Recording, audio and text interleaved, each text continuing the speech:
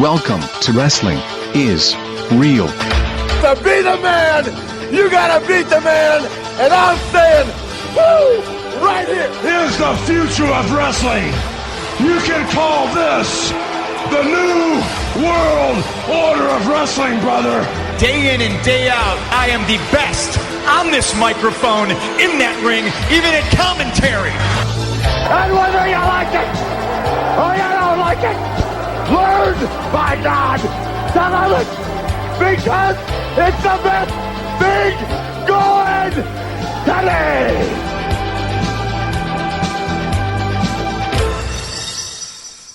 Yes. This episode is number 580. And tonight, the Wrestling is Real podcast celebrates 8 years of quality programming. Now, maybe my microphone has not been the best after all this time. Sometimes it's been better than others. I'm hoping to get the new microphone in, and I thought I was going to have it in time for tonight's program, but no.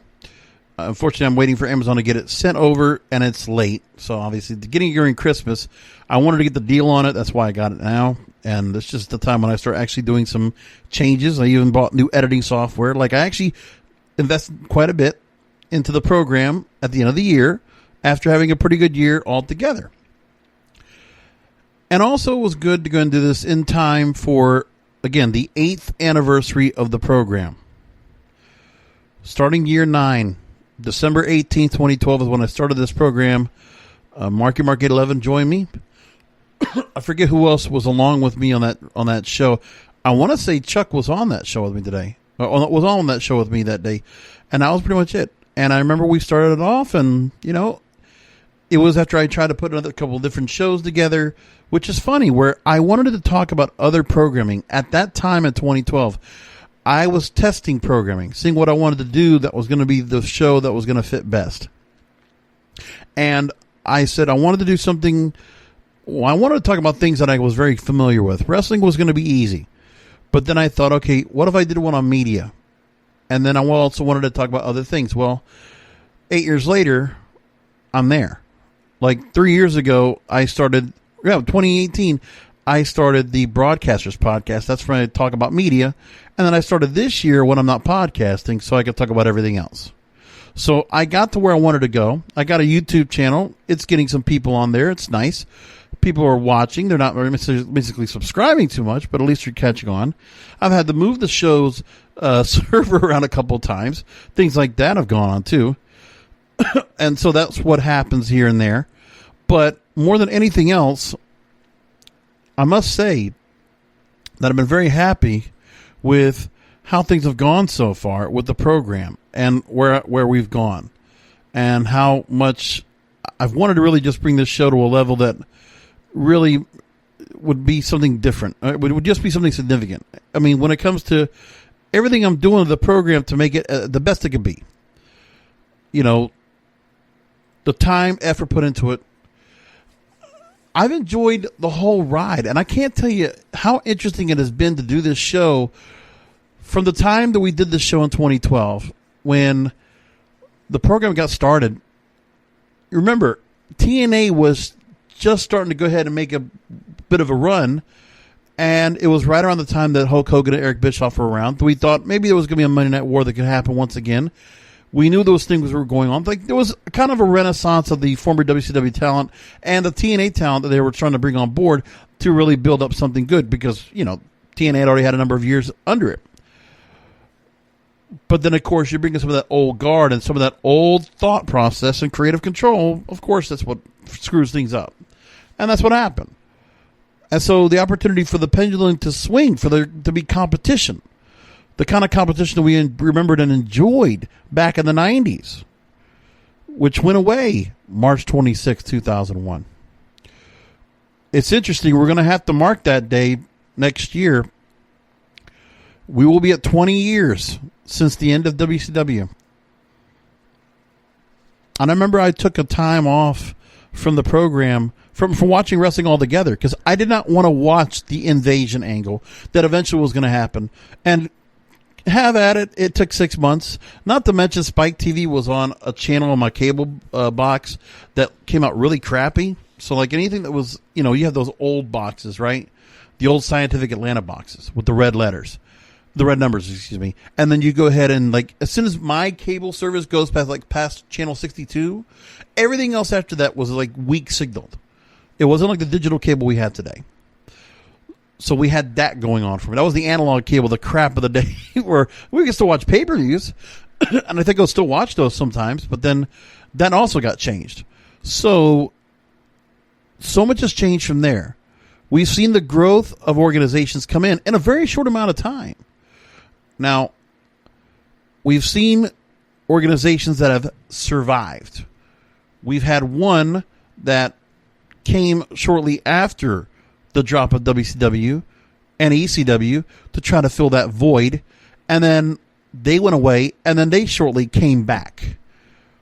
A grand old name in the wrestling world also has come back in the time I've done this show. Wrestling has been very busy, and there's never a shortage of what to talk about on the program. And that's also the fact that I've never talked about like really going nostalgic or historical and talking about greatest of all time kind of talk, and I don't do any of that. And I don't relish back in the Attitude Era because I watched it, but I wasn't overwhelmed by everything I watched at the time. And that's okay too. But for me, the journey of doing this show is been so much fun. And for a while, I felt like when I was going to do the show by myself, I felt like I needed a crutch. And I needed somebody to help me out with this. So I called upon a friend of mine who I've lost track with a number of years ago, Lou Pate, who's done a lot of work in radio. He recommended his nephew to go ahead and, nephew, to come on board and join me on the program because he was a very big wrestling guy. Mark 11, we call him, right? And so he was great. Me and Mark, we went on to it, and he was on the show with me for several years. Then I replaced him with Jeremy G., who was a listener to the program, who originally heard me when I put promos over on Wrestling Soup, and it was great. But I really feel like, and also then I had Xbox One Chuck, who did the show with me for a while, and I just got tired of him being a fanboy, and I was like, you know what, I need to go and do this show by myself. And I've been doing it for, I want to say 5 years now. I don't know how long I've done it, but I know it's been more than a few years. And I feel good about it. I felt good just going ahead and sitting down here on Wednesday nights, getting the show done. We used to be Tuesday nights, now Wednesday nights. And I felt good just sitting down here ranting away. Because I didn't need to do anything else. And I wanted to have a smart rant. I wanted to have something that was kind of logical. But I always wanted to give benefit of the doubt. I didn't want to be completely cynical. Jeremy was right. Okay. Those are the things I always thought about when I did this show. And I wanted to talk about the shows and talk about wrestling like I would if it were with you. If you were with me. That's how I always wanted to do it. I thought that was the important thing to do. I thought it was the way I wanted to make it come out best. And it was important to do that. And again, 8 years doing this show has been fun. And I've really enjoyed it. And it's incredible how far wrestling has come. And what a great time to be a wrestling fan now. Because we are on the cusp of a pendulum swing in the world of professional wrestling. Wrestling is changing right now. AEW's got momentum. More than they ever have. Okay? Same thing goes for them doing a little bit of work with Impact Wrestling now to a much lesser extent. But again, the fact that you're also having AEW, in a way, propping up a little bit of a brand that's been around for a long time and giving them some credence. Because listen, they are contributing. And more importantly, Kenny Omega has been contributing. And we don't know what kind of crossover we'll get yet, but eventually that's going to happen. And keep that in mind. And then again, MLW returning with great shows and great talent. NWA coming back. And really just having, honestly, 5 shows that I really enjoy a lot. I mean, Raw's the one that I don't enjoy so much. SmackDown I've actually been enjoying. It's been okay. But again, everything is hampers on. Everything is critical to the main company, the major leagues. Now, one of the things I've also done with this program for the longest time, which I don't do anymore, is I really don't listen to any more of the other podcasters. I've kind of just weaned off a wrestling podcast altogether, and I used to listen to a lot of them. I mean, I'd listen to Keeping It 100 with Conan. I listened to the Sharpshooters, Smart Wrestling Fan, Don Tony Kevin Castle, Wrestling Soup, the Pro Wrestling Report, Live Audio Wrestling, which became Sunday Night's Main Event, the Pain Clinic out of Rochester, New York, among others. And I'm sure there's others I'm forgetting right now. And the thing is that I like that I've actually been in my own lane, because one of the things I always wanted to do was make sure I wasn't talking like the other podcasters out there. And listen, there are lots of podcasts on wrestling you can find. And for some of you to actually consider listening to this program and watch it, I'll tell you what, I'm grateful that you would even consider doing that with me and talking about what we talk about here on the program on a regular basis. I really, it means a whole lot. And so I'm really thankful that you would even consider doing that with me on a regular basis. And that's what's important. I mean, I can't tell you how much I appreciate all of you that have stuck around to listen to this show and stuck with me doing this. And that's also with me changing servers, because there was one point I lost the RSS feed. I had to drop it and restart it again. Kind of started from scratch. But the audience is back. And the show is as good as I like it. Now, one of the things I also did, and I'm going to get to the meat of the matter things. We're going to get back to, on wrestling now. I also commissioned a new logo for the show, a new icon, something very classic. I figured, let me just put out something that really stands out to what I really is more of my style. Again, there's a bit of the nostalgia in me that I really appreciate. The wrestling that I love. And there's a lot of wrestling that I love now, today. And there's still crap. And of course, we'll point that out. But I'm starting to enjoy where we're getting right now. I like the direction that all these wrestling companies are taking, going after WWE as the top dog. Because they're not necessarily all competitors, but AEW has brought a feeling to all these other organizations. There's room for them. And that WWE is trying hard to try to keep that top spot, because right now it's not necessarily vulnerable, but their weakness for many years that we've talked about on this very program is starting to come to fruition. The continued decline, the managed decline of WWE programming, because of how Vince McMahon has handled it. His leadership, no matter how much the mad genius he is. And you know what's funny? I just finished reading the book from Guy Evans about Nitro. I finished that book on Audible. Hell of a book, man. What a story. He really brought in a lot of more things, especially talking to the other WCW executives that he talked to, the real insights of the financials. I mean, listen, no disrespect to Brian Alvarez, but I think even Brian Alvarez has to say Guy Evans did a hell of a job putting this book together. So comprehensive. You absolutely have to read the book. Absolutely go ahead and read that book. Go look for it on Audible. I'm not, offering any kind of Audible discount or a free trial. No, don't do that. Solid Monster, I listened to his show. I did anyway. And I haven't listened to him in a while either. And that's okay. Staying in my own lane.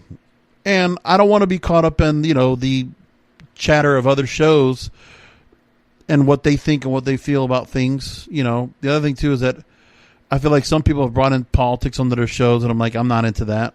I don't bring politics into my program because I don't talk about myself so much. I don't talk about other things. Like the wrestling show is the wrestling show. That's what it is. And there's not much to be said about me that makes me so amazing. You just think, I just like talking about stuff. That's why I do these podcasts. Like, who else do I have to go and talk to right now? Chuck right now, he's married. He's got a kid. And I don't have them to talk about anymore. I don't have anybody to watch wrestling with. Not necessarily. I don't going out looking for anyone to do that. But I sit here, I watch all these pay-per-views, I watch all this programming, and I want to talk about it because I enjoy it, and there's just so much to be said about it. And I can get it in an hour every week. Unless I've talked more than an hour doing other shows like post shows and things like that. So there's that to be said. Now, I did a new logo. I hope you guys will take a look at it as you look at the show and you go and subscribe to it if you haven't already done that. If you haven't done it on Amazon Music or Apple Podcasts or Google Podcasts or Spreaker, Stitcher, iHeartRadio, we are ubiquitous. We're everywhere. Everywhere you can find the show, you'll find it there. Go ahead and find it for yourself. Get your hands on it.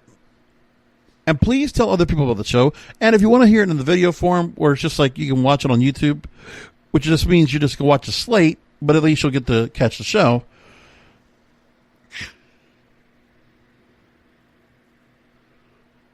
You can find the link to the YouTube site over on my page, wrestlingisreal.com.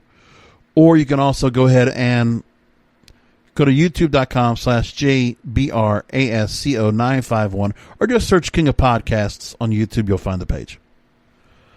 So all my program, if you're looking for it in one shot, it's all right there for you.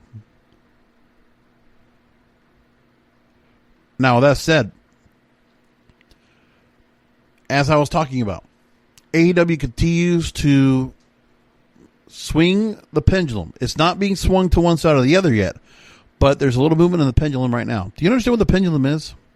Like on a grandfather clock. You see a little, it's this little part of the clock, that swings from one side to the other. It's the momentum. The momentum has started to swing in AEW's direction. There's no doubt about it. Sting, Kenny Omega's title run now, his infiltration on Impact Wrestling, maybe Shaq to an extent. There's a lot of things being done right here at the end of the year for AEW to try to get some interest. And the thing is, they are definitely pulling increased numbers year to year on their programming. NXT is not able to go ahead and do what it was designed to do because it was not made to do that.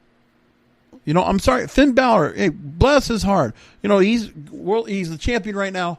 That guy's not enough to go ahead and make people go ahead and switch over. Or seeing Tommaso Ciampa in a match or what have you. It's not enough. Or seeing Rhea Ripley out there or Io Shirai or whoever or anybody in the Undisputed Era. It's not enough. It's not enough to get people to go ahead and switch away all the time to AEW. What we're getting right now is we're getting an audience that is the NXT audience is loyalists. They are tried and true loyal to WWE altogether. Period. AEW is the fringe fan. They are the fans that feel abandoned. They feel like they've been, distraught by what the continued managed decline, the corporate decline of the company, because it has gotten progressively lower and lower on the totem pole. It's not as important as it was. They have done it to themselves. Now, can you say that cable's also not helped itself because people are cutting the cable? Yeah, sure. But it doesn't mean that they're not having any kind of a presence online. I mean, obviously the network is still there, and that's very important to them. But what's mattered for them, the numbers they get for the show and the audience, it's not so significant to the fans as it is to their broadcast partners and their audience. It matters to them most. And as we look at their show this year, again, it just continues to fall. They're hurting badly.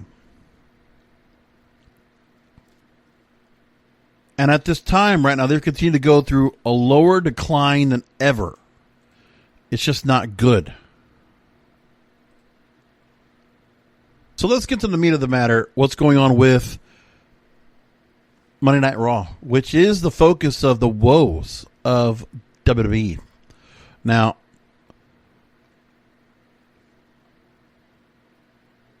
Showbuzz Daily reported that Raw averaged 1.527 million viewers during its 3-hour airtime on USA. Last week was 1.737. Listen to that number. 1.527 million viewers. That is severe. I don't even know what they were. I need to find out what it was that caused that number to go so low. Hold on a second. If we're looking at the numbers overall, hour one was 1.627.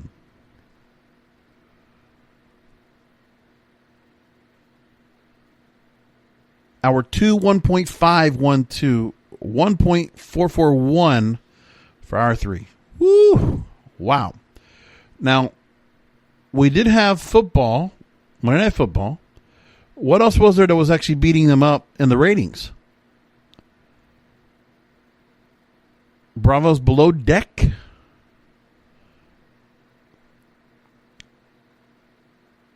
The Holiday Baking Championship on Food Network. Otherwise, we had news.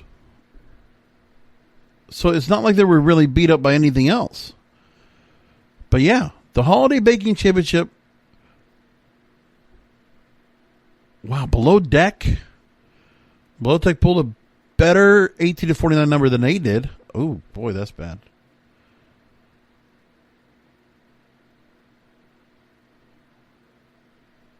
I don't know what to tell you. But they just pulled the worst number I think that was ever in the history of the program. Record low. And with that said, there's reports that there could be some big changes that are coming up. Also keep in mind that AEW's Dynamite's key demo rating, 18 to 49 years old, beat all 3 hours of Raw's key demographic. Now, of course, we're talking about the Monday Night Football game, and news coverage might have been to blame, but still the creative end of things in WWE does not help. WrestleVotes reported that the record low rating is not sitting well with people in management, and reactionary decisions are expected to be made. And remind everyone as well, I said, when you decided to take Paul Heyman off as executive director, was that a good idea?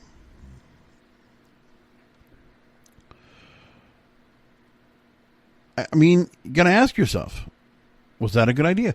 But we saw what they did. Again, it wasn't like they really opened the door to do anything very special. I mean, the notable things we saw, right, is we saw Randy Orton, tease and tempt Bray Wyatt, Bray Wyatt to get the Fiend to come out in the lead up to the TLC match. Drew McIntyre and AJ Styles in a Ascension ceremony. Plus, you had the thing with the Nightmare Before TLC, the Christmas themed thing that they did, which they've done before. This is not the newest thing they've done on Raw. I just feel like they're going to do some things that might have fit with better performers in the Attitude Era, and they're just going back and, we should go back and do this. Rehash. That's what they're doing right now. Lana getting injured, and maybe that means Charlotte Flair comes back to team up with Asuka for the women's tag team titles. I would not want to have this show up in front of an audience. Because God forbid, I think that's another thing that's hurting this company, is that they need the audience. To live audience that's like the focus group, they're going to shit on things, and that is what's going to make WWE make things change. Because obviously, if they're doing it in front of an empty crowd, it doesn't matter. They're going to think, this doesn't matter. We can pump the crowd noise in. We can make it sound like it's good. No, you're not. When you're forcing stuff down people's throats, and you're doing it with a forced audience that's not even true, it's the way you want it to be. You're programming the show like you want it to be, and you think that's supposed to pull big numbers. Well, no, you're not. And that's the problem. So I don't know what to tell you. I know what they're going to try to do. I can imagine they're going to try to do some gimmicks to try to bring the numbers up. What is that going to be? What, are we going to bring back Goldberg? Are we going to sign Brock Lesnar again? Are we going to try to do the spike a rating? This is not where you spike a rating anymore. How many times are you going to keep doing that? There's just no more room for that anymore.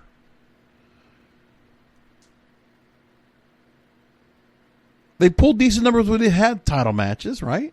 When Drew McIntyre defended the belt, sure. But again, they need to overhaul the format anyway. And you're now at the lowest of the lowest end of the core audience. These are the ones that will never leave you. And now you're starting to get others to abandon you. You had 200,000 fans not even show up. And it was a live show, not a tape show. And it's a go-home show for a pay-per-view. But we noticed that what people are watching is they're watching SmackDown. And the matches are setting up for that is what people are caring about leading up going forward. Okay? Because meanwhile, SmackDown is doing well. Now, what does not help them this week is that they're going to be on FS1.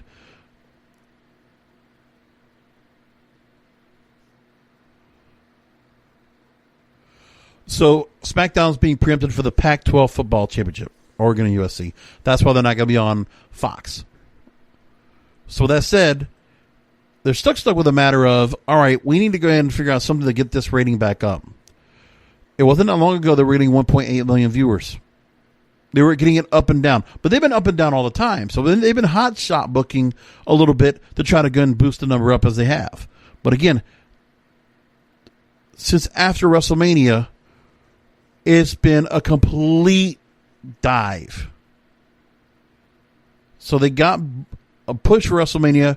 Or are people going to say it's because of the fact that we're still doing the pandemic kind of look of the show?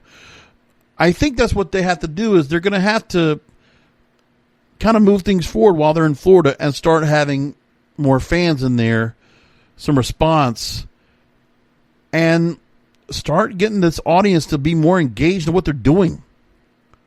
Because what needs to happen is it cannot be upon them and the corporate suits in their writer's room to go ahead and try to figure out what they're doing here. Again, this is not hard. They're running the same venue every week. The creative team, they're either in Orlando or you're in Stamford, Connecticut. There's not many other places you're going. The production team's not overwhelmed with a schedule. There's stuff you could pre-tape all over the place. Really not that hard. And do we want to say it's probably Bruce Pritchard? I wouldn't be surprised. I think Bruce Pritchard is just placating to the boss. You just can't have someone like Bruce Pritchard running the whole show. It's just not possible.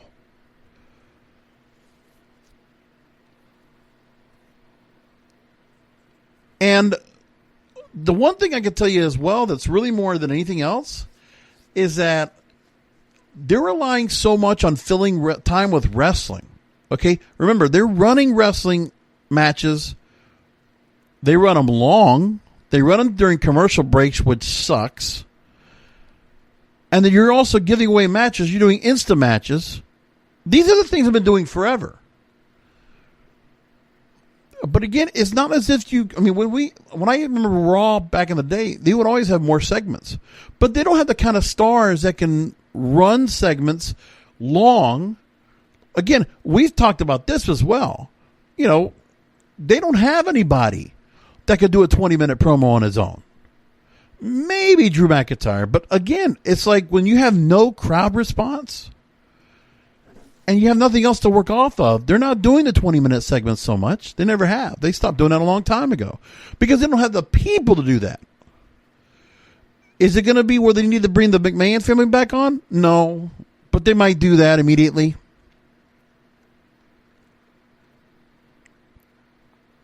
Usually when they need to go and get a boost of the ratings, that means usually Triple H and Stephanie will come back. Something like that. And again, you got new stars out there that you've buried, which you continue to do. We already know that Raw right now feels like the land of misfits. It is the rejects, which is then held up like the B show it is right now because it's being treated as the B show, because it is. So Randy Orton and Drew McIntyre lead up to the top of the card. There is nobody else at all that feels like they could come right up to the Randy Orton, Drew McIntyre, AJ Styles level. Right? And remember, who do you have at the top? Those are older stars. They're not older in terms of age. I mean, you know, remember, we used to see Hogan and Flair and Piper and all in their 40s doing their stuff in WCW, right? So that's nothing new. It wasn't that long ago that Triple H and Shawn Michaels still ran things and they were all in their 40s, right? So that's nothing new right there. And so you have stars have been around for a long time because those are the reliable people they're putting out there. Reliable. I mean, they really don't have anybody that's green. Keith Lee's not green. Riddle's not green. Like, nobody's botching out there like you would think, right? So that's not the problem. But you have people out there that have nothing in terms of the charisma or wherewithal to go ahead and entertain the audience by themselves. Or they're just getting held back. We haven't seen Braun Strowman in a while. I mean, remember, and they have done drastic measures in this time of pandemic. Raw Underground, man, how quickly did that go away? What a horrible idea. And again, this was done after Paul Heyman left. You could have seen that at the beginning of everything starting to fall apart badly. When they're doing this and they are truly hurting their third hour, that tells you everything. Raw for me is, I'll tell you one thing, it's really amazing too, that at this time of year, as we've been in this pandemic, 9 months, like almost 10 months almost, right? I think about the fact that people must be getting tired of watching Netflix and Hulu and Amazon Prime because there's only so much programming to go around. I mean, for the binge watching audience out there, to keep them engaged in watching new shows to watch, which they could watch in like a snap of a finger, and they have like nothing else to watch, they're just running old shows or they're just going through other shows and binge watching. I would imagine there's probably a bit of a binge watching fatigue right now. And it's not like there's many new movies out there or many new series because some are being held back. Sports is back, but sports was gone a little while. And that was an advantage that WWE actually could have taken advantage of, and they kind of had that. That's what kind of helped them in the first place. You know, around WrestleMania time, they were still going. So that helped them a bit. When everybody else went ahead and said, no, we're going to shut down. No NBA, no NHL, no baseball, no NFL, no XFL, all of that off. So when that's all happening, sports comes back, and there's nothing you can do after all that. But then with everything else that goes on with the company, you know, the switch to the Thunderdome was a nice little twist that actually got people kind of interested for a little bit, but then that went away after a while, right? We're going to go into the year in review, and we'll continue talking about that a little bit as we get into the how things are going on. That's where I'm transitioning right now. But when you look at it, they need help. And how are they going to get the help? Well, there's talk now that we're going to start seeing some things in Florida where, you know, not too long ago, Governor Ron DeSantis here in Florida, my governor, he did set things up where sporting events could have fans. And they have had fans now for baseball and football, among other things. Now, and the basketball, they will also have fans this year as well.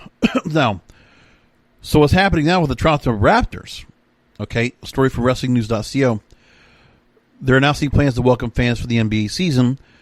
Due to travel restrictions, they'll be playing their games in Tampa at the Amalie Arena, and they'll have fewer than 3,200 seats made available for their preseason games, 3,800 seats for regular season games. Fans will seat in pods, similar to what AEW has been doing for their weekly Dynamite shows, Everyone over the age of 2 will be required to wear a mask. There's also plans to make sure there's physical distancing in the stands when people are moving around. Health screenings for all guests as they enter the facility. Cashless payments will be implemented for food and beverage payments in the parking lot. So AEW and WWE could do the same with their shows. Now, AEW is already letting up to 1,000 fans to their shows at Daily's Place with health and social distancing guidelines being followed. It's no secret that Vince McMahon wants fans to attend the Royal Rumble and WrestleMania. So I think Vince McMahon's finally going to have to, he's going to pressure himself into getting fans back out there, real legitimate fans to watch. And he's going to have to do it. If he wants to get people to watch, I think to have other fans watching, to have just like people watching you can see in the stands, I think some of that's going to come back. Not the Zoom calls. I think some of that's going to have to come back, and that's going to have to, that will help them out somewhat. They're going to have to do that. But the excitement for the TV programs, there isn't. There is for SmackDown because they have been putting on shows where they've put on some pretty good matches. Well, not too long ago, Bayley and Sasha Banks, or, you know, the fact that Jey Uso has become a main eventer, just coming off of the Roman Reigns storyline. When something works, something works. Which says everything about this company. They are capable of getting storylines over and getting stars over. Roman Reigns has all that he needs to go and make this work. And honestly, this heel turn is one of the best things in his career. He's been amazing. I can't get over this. Roman Reigns, Paul Heyman, Jey Uso, you could put them on, you know, several times a night on SmackDown. I'm watching. Sasha Banks on there. I'm watching. Actually, the Sasha Banks Carmella match, I thought the stuff they've been doing together has been really good. I think Carmella's interest is fantastic. I like the new attitude with her. I like that she's kind of just become like just this glamorous, like just bitch. No more Staten Island, no more fabulous. Like she just dropped that down, became pure glam. It's almost as if she took over what Emma was supposed to be. Remember Emelina? I feel like this is what that was supposed to be. And Carmella's it. But she's just a sexier version of it. And Carmella just is, she's owning the character. And it's a good compliment to her versus Sasha Banks. I love what they're doing right now. It's great. And there's still some misses. Otis is now kind of like lost in translation.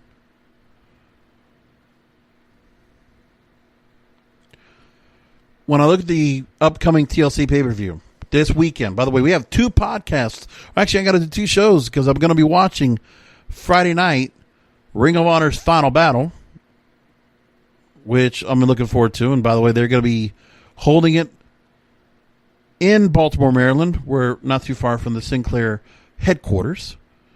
And that show will be coming up this Friday. I'm going to go and look forward to watching that. And then we have TLC coming up this Sunday. And I will do post shows for both. I don't know if I'm going to do a Final Battle after TLC, but I think I'll probably do 2 separate ones nevertheless. And hopefully my microphone will be here by then. So anyway, when you look at the matches they have set up for the network and they have for TLC coming this weekend, let's just be honest. Besides Drew McIntyre, AJ Styles for the WWE Championship, right? TLC match. You know, that looks pretty good. I mean, you can't really screw that up too much. The Fiend, Bray Wyatt versus Randy Orton, rehashing that feud again. Another fire just to kind of start things up. It doesn't make sense to have these two fighting each other again, but I guess, you know, they're going to do it anyway. What else are they going to do? And who else is Randy Orton going to work with among the roster that he's going to do something with? Because he's going to probably feel there's a lot of people right now, like the Riddles and the Keith Lees, they're all beneath him, right? Women's tag team titles, Asuka with a predetermined partner to be announced versus Nia Jax and Shayna Baszler. Shayna Baszler held down in this tag team. held down with Nia Jax. And Nia Jax is being put in whatever particular situation. And Shayna Baszler, I mean, she's got a spot at least. She is a tag team champion. But this is horrible.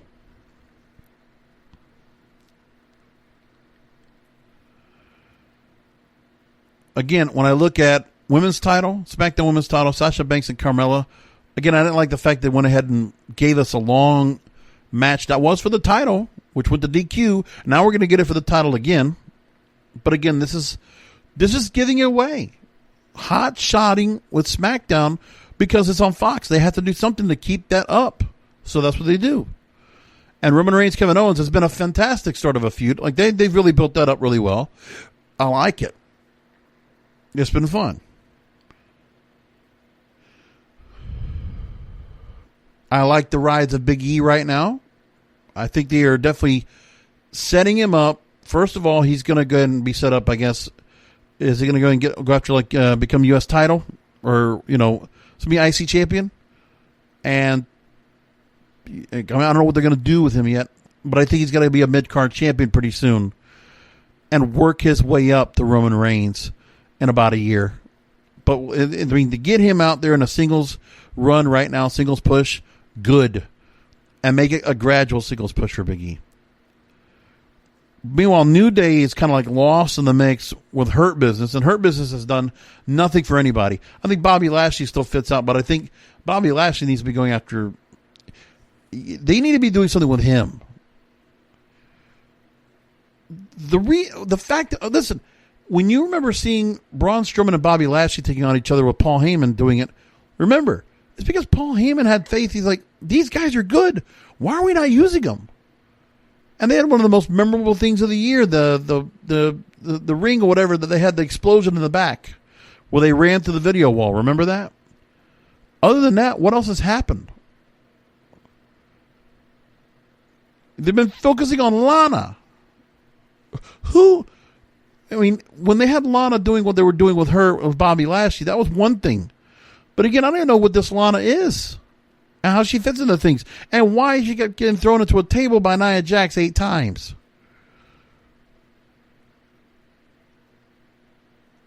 They're just a loss of what they're doing here, and what their direction is has just been bad. So TLC will be coming out this weekend. And again, the SmackDown matches are the ones that are most compelling. When I look at it, Hurt Business, I think, is going to beat New Day for the Raw Tag Team titles. I think Bray Wyatt will beat Randy Orton. If you're not going to have Bray Wyatt win, I don't know what you have him for. Bray Wyatt with Alexa Bliss, yeah, good pair. Good for entertainment, just for segments, for vignettes. But in the ring, they haven't figured that out with Bray Wyatt. They have not figured it out. It's just not there. I think Asuka and Charlotte Flair is who we're going to have win the women's tag team titles. I just see that happening.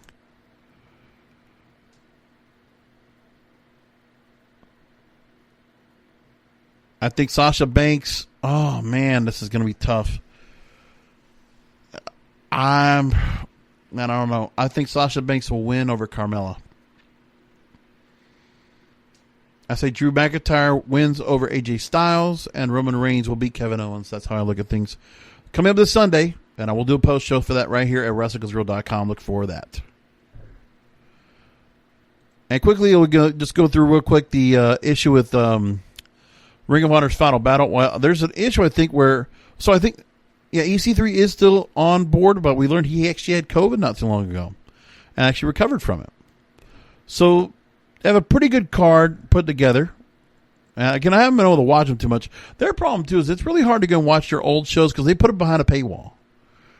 And there's really no place I could go ahead and watch their past episodes because Sinclair is such, hard-ons to try to keep themselves to control their programming and who gets to watch it. And if you want to watch it, you got to go to ROHWrestling.com and pay.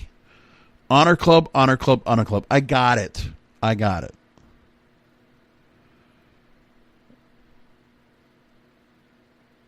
Pure Rules match, Fred Yehai and Wheeler Yuta versus the Foundation of Tracy Williams and Rhett Titus. I don't know anything about either one of them. There's a new star they have now called Dan Housen versus Brian Johnson. Matt Taven and Mike Bennett. The returning Mike Bennett will take on the Righteous, Vincent Marseglia and Bateman. I'll take Taven and Bennett. Ring of Honor Tag Team titles, Jonathan Gresham and Jay Lethal, the champions, versus PCO and Mark Briscoe. I'll take...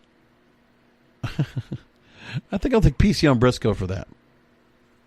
Jonathan Gresham also will wrestle Flip Gordon for the ROH Pure title.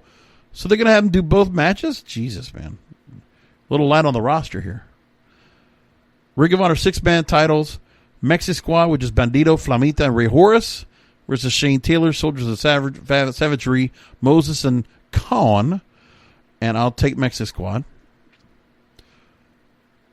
A number one contenders match for the Ring of Honor TV title.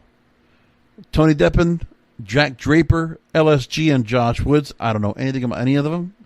And that's because I'm able to watch much of the during the pandemic, and I really didn't keep up with them because they're just so hard to find on to watch on TV. Dragon Lee then will take on the winner later in the night for the Ring of Honor television title. EC3 versus Jay Briscoe. That's an interesting feud. I didn't know we were going to get that, but okay.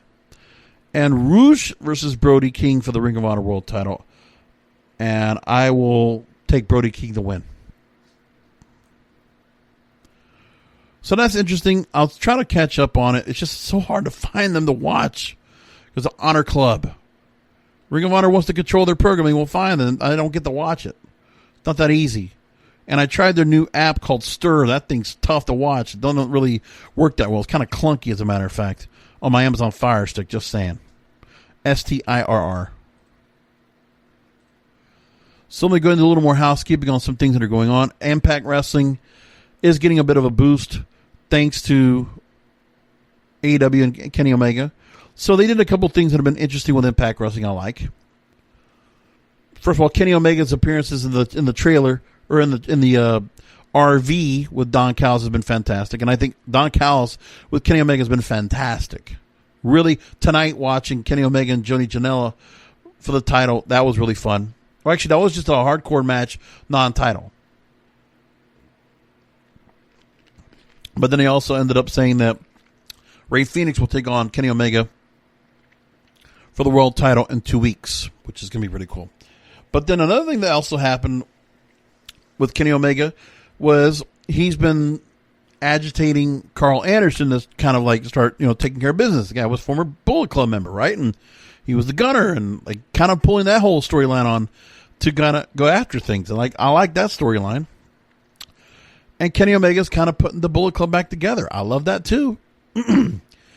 And a huge main event for Impact Wrestling's Hard to Kill pay-per-view. So that's coming up January the 16th. And they set that match up on Impact Wrestling this past Tuesday. Doc Gallows, Carl Anderson, the Good Brothers, brawling with Rich Swann, Chris Sabin, and Alex Shelley. So the Impact Wrestling World Champion, Rich Swann, Motor City Machine Guns will take on Bullet Club, Kenny Omega, AEW Champion, and the Impact World Tag Team Champions, the Good Brothers. There you go. Kind of sucks to see Ethan Page might be on the outs. I don't know where he's going to go as a free agent, but I can see where maybe WWE or AEW could be looking at him. I mean, I really enjoyed the North as a tag team. So if they're going to finish it up, at least they really did great. They really did a good job with those two, and I think they both came out of it really well for their run together. I really loved that.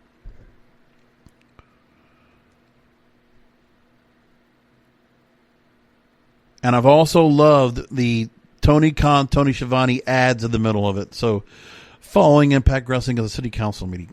I love that shit. It's just so funny. And of course, Tony Schiavone continuing to take shots at Impact Wrestling is fantastic. He took another one tonight on Dynamite. I thought it was hilarious. So there's that coming up. That's something to look forward to in January, coming into the new year. Love that. And by the way, I really did enjoy watching Triple Mania this past weekend. I thought it was great. Oh, by the way, Impact Wrestling, 177,000 viewers. It dropped quite a bit. But again, they still get the buzz from the AEW tie-in. The Kenny Omega appearances have helped nevertheless. And if that helps them, and especially gets them some buys for the pay-per-view and gets some people watching them, I think that's a good thing. And if they're actually going to do some work where they're going to get people together, like I can see right now where the Good Brothers might make their way over to AEW and there might be a crossover there. That could be something they do on the line. But again, they're probably not going to do something where they're going to have a full-fledged invasion. They're just going to have a little back and forth between people. Just like we're seeing Serena Deeb and Thunder Rosa on behalf of NWA working each other over here. That's what they're doing right now. So I like that.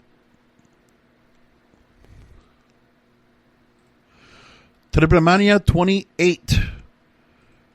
Hell of a night. By the way, great job by Lucha Libre AAA for doing their stuff with the setup of the ring and the way their whole setup was for the night of wrestling. It was really great. It looked awesome. I could have gone a little less with Hugo Sanchez going, peligro, peligro, peligro. I could go a little bit less on that, tone that down a little bit. But I mean, that's his thing, and they were very over the top and excited like they would any other pay-per-view. So I can appreciate what they did and how they put it together. It felt really cool. So it was in Mexico City's Arena, Mexico.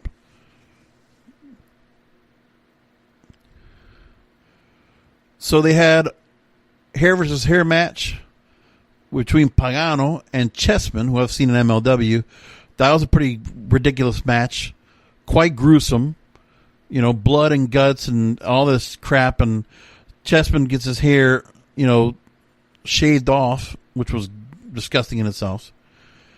Kenny Omega, who's currently the AAA's Mega Champion, took on Laredo Kid. That was a hell of a match. Laredo Kid has definitely improved from when I saw him before.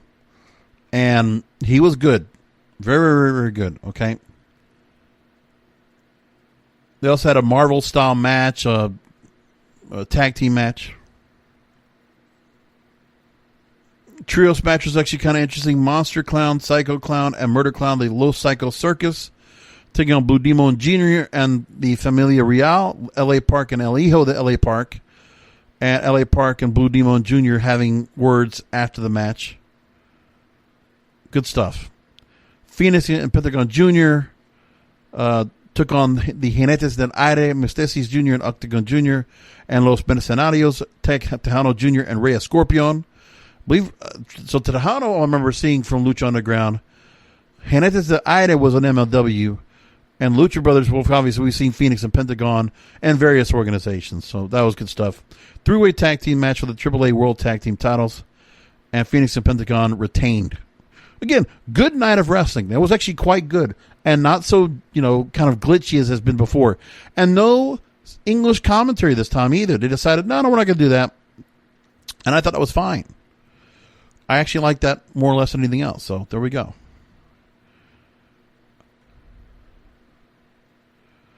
So while we finish things up, I'm going to take a few minutes to go ahead and do a little bit of backtracking of the year in wrestling when it comes to what was going on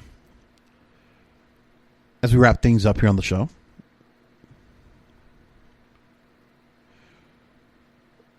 So one of the things we remember going back to episode 521, back on March 13th, that WrestleMania could be canceled.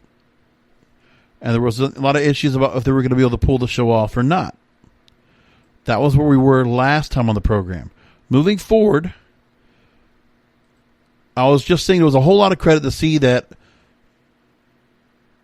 AEW and WWE were able to go and continue to do the show. And at that time, I really thought we need to go and grade these shows on the curve going forward. And I thought the plan for WrestleMania 36 to do it over 2 nights on the network was really good. And actually, I really did enjoy WrestleMania over 2 nights. I think they should continue to do that. I actually really enjoyed them not putting it all in one night. I think it was fantastic. And I hope to continue that. I hope that's something that will be a continued tradition going forward.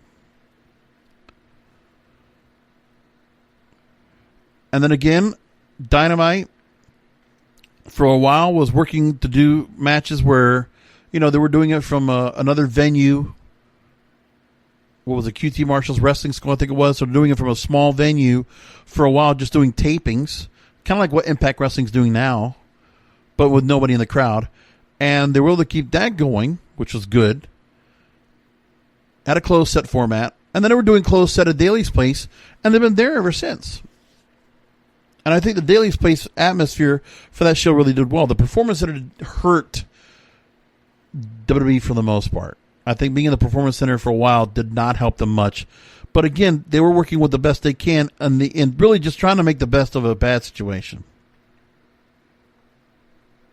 Then I talked about the challenging course of what they did. Again, we had Brock Lesnar, Drew McIntyre at the time, Rhea Ripley, Charlotte Flair, Undertaker, AJ Styles, Seth Rollins, Kevin Owens,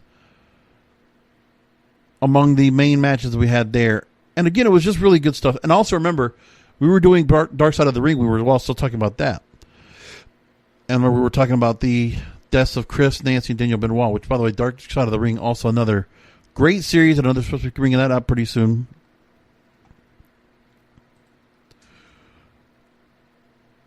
And again, the obstacles they were able to do, and again, WrestleMania, when we got to it, they did such a good job of working around without fans and making the show mean something. I mean, it was amazing what they were able to do. I mean, think about the fact that you have where WrestleMania 36, I mean, you were able to go and give some good programming. Talking about giving people a reason to keep the network. Putting it over 2 nights. The sponsorships they lost, the partnerships they lost, the money they lost at the gate, the merchandise sales. Not letting their broadcast partners down, not letting the subscribers down, continuing the content and thriving. WWE and AEW deserve the credit for that. And listen, for the most part, the other organizations did what they could, but I mean, they only have so much resources. The bigger organizations are going to be able to go and pull this off. But for the most part, hey, Impact Wrestling survived. They also were able to make it throughout 2020 to continue to do programming. So give them credit. MLW had programming well up into May, and then they started doing their own alternate programming, running their old show, which was okay. MLW Underground from back in the day, that kept people glued to the YouTube channel for a while. And the same thing went for NWA. They had Power, and they only had so many shows left of that, and then they tried to do other things. They tried Carneyland, and they tried other things. Now they have Shockwave. You know, they were trying to keep things up. Then they also had the whole issue with, you know, the Time's Up stuff. Like we had more of the harassment stuff that were going on, which we'll talk about that later on in another year in review coming up very soon. Well, no, we'll have that pretty soon.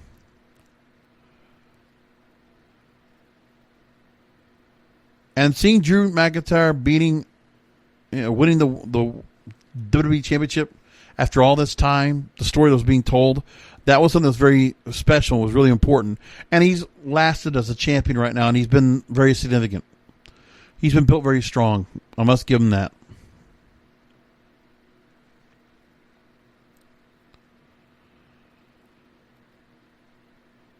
And again, in April, we were happy to have wrestling be around for us during the pandemic because, man, it was going to suck if we didn't. It was really something else.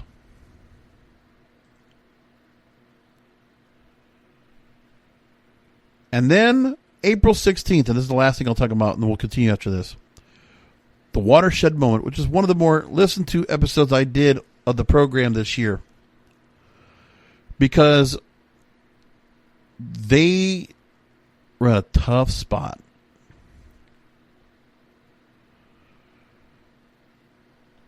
There was controversy. There was a lot of things that were not going well for WWE at that time in the middle of April.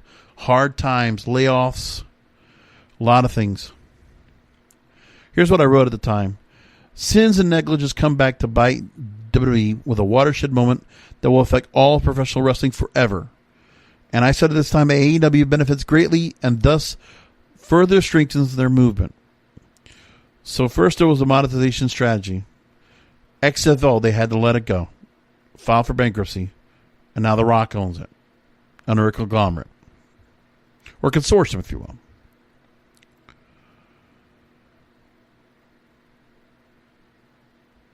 They let go of everybody. They suspended play indefinitely. And they did receive equity in the XFL without paying for it. With Florida making things like WWE an essential business, it helped for them to go and continue to keep going, so they didn't have to shut down because the Performance Center was still deemed something as a place that could still be open, somewhat closed set. Sure, they got some flack for it, but I think the fans, like myself, we need to give them credit for what they did. No matter what, the big boys of wrestling, right? They came through for us. They might still be, we have reasons to criticize and really crap on them, sure, but we need to give them credit. We need to say the fact that, man, thank you for giving us wrestling throughout pandemic. Thank you. Something to be thankful for. Something to be grateful for. We were given a gift that they wanted to try so hard. That Vince McMahon, it was so stubborn, he would not stop this show no matter what it took. And Tony Khan was credited the same way. I mean, of course, they had corporate deals to work off of and things like that, so they were doing their best. But again, then they had the layoffs. And we've seen the ramifications of those layoffs now. But the good thing is, people for wrestling, I mean, we're not getting live shows, so the fans are missing out on it, but we're getting a lot of television to watch, which is pretty nice. That I can appreciate. Well, that said, we're going to leave it there. Again, we will be doing post shows right here at WrestlingIsReal.com leading up to Ring of Honor's Final Battle coming up this Friday and TLC this weekend. Tables, ladders, and chairs. So come back around. Thank you for 8 wonderful years of the Wrestling Is Real broadcast. Year 9 has started. We got more episodes to come. I'm not stopping. And remember, as I've always said, thank you for being here for the Wrestling Is Real podcast because you matter. Okay? Wrestling. Remember, this show is here because wrestling needs us. You, me, and all the wrestling fans out there to make wrestling as good as it can be. So again, come back for another Wrestling Is Real podcast because wrestling needs us. Subscribe to the Wrestling Is Real podcast through all major podcast platforms, including Apple Podcasts, Google Podcasts, Stitcher, Spotify, Spreaker, and iHeartRadio. You can also look for episodes on his YouTube channel, youtube.com/JBRASCO951. You can find all this information and more by going to the website, WrestlingIsReal.com.